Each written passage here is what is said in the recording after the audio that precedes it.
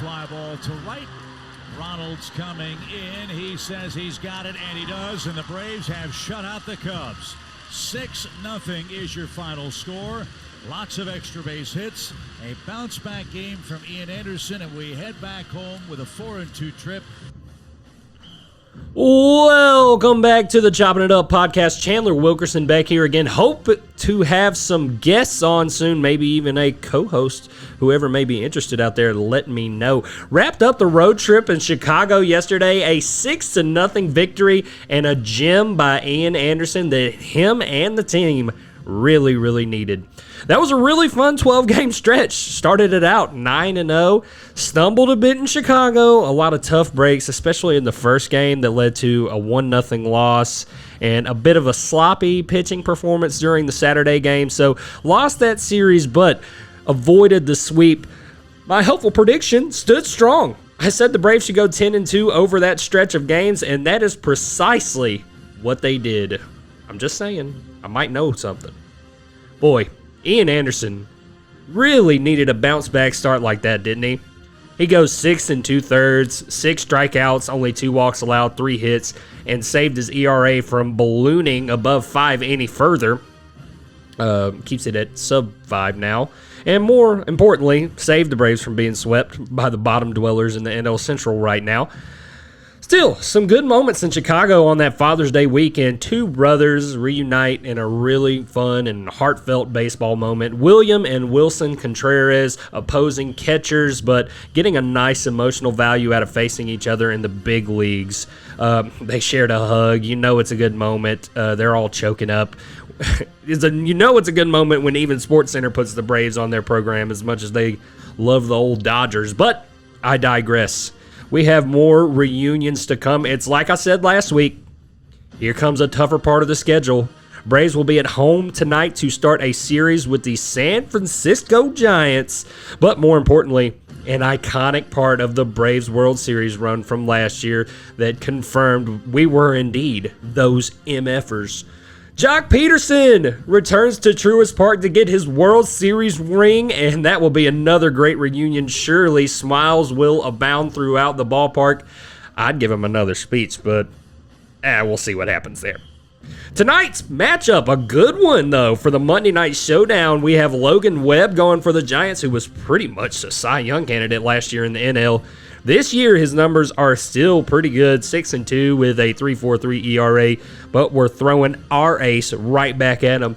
Should be an NL Cy Young candidate right now, honestly, but again, I digress. Max Fried off to another good start. He will bring his still sub-3 ERA to the mound tonight. Got to set the tone for the homestand. It's win night, baby. Let's go out there and get that dub. Would be crucial to come home and win this series outright after all the schedule shaming that the, you know who you are, so-called contenders that have been nuts about. After the Giants leave town, we move along to a reunion that has been the most anticipated and, sadly, the most controversial. The Dodgers are coming to town this week, people. Hot dog, hot diggity dog. The Mickey Mouse Clubhouse will be in the A this weekend, and that also means the return of Freddie Freeman. Would you boo him, or would you give him a standing ovation as a Braves fan?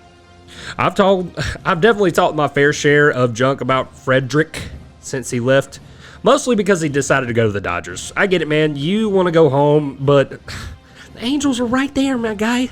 They're right there. Mike Trout, Shohei Ohtani, Freddie Freeman. That would have been great. I would have been really happy for you. But me personally, I'd still have to give him a standing ovation. I wouldn't blame you if you didn't, but I'd have a guilty conscience. The guy was with us for 11 years. He was a staple of the franchise. He left on a high note. I got to give him a standing O. But like I said, I wouldn't blame you if you didn't.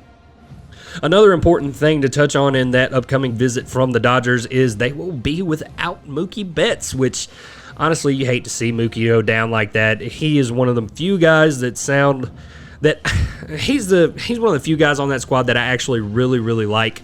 And you don't want to lose your centerpiece guy. Mookie was tearing the cover off the ball this year, and now he's going to miss extended time. That's just unfortunate for the game of baseball. Kind of like Ozzy's injury. You hate to see a fun baseball guy go down like that, but injuries are unfortunately the nature of the game. And so we wish Mookie Betts, I certainly wish Mookie Betts a speedy recovery, especially if, decide to leave the Dodgers. But anyway, after the Dodgers skip town, so will the Braves. We're going to Philly, going back to Philly. We're going to be facing a Phillies team who has been almost as good as we have. We will see how they hold up alongside us over this homestand. The Braves still sit in second place in the division, 5.5 games behind the Mets, who somehow keep winning games. We'll have to see what our head-to-head matchups will be like going on later into the year. I'm ready for another piece of them, man. If you ask me, we've only played. Look, we played them once in a 4-game series on a doubleheader mixed into it, and we split it, and that's when the Braves were playing horrific.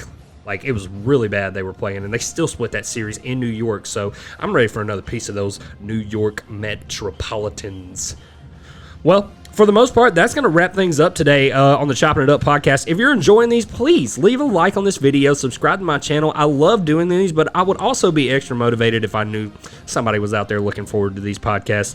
Thanks once again. Today's podcast is brought to you by Carvella's Pizza Company, 4 locations in Georgia, Hogansville, LaGrange, Noonan, and West Point. And guess what? Soon, Opelika, Alabama. Keep a close eye out on that, and keep a close eye on locally veteran-owned and black-owned business by the name of Culture Clouds LLC. For all your smoke and vape needs, check out Culture Clouds LLC on Twitter and Instagram, launching soon. Well, that's been it, folks.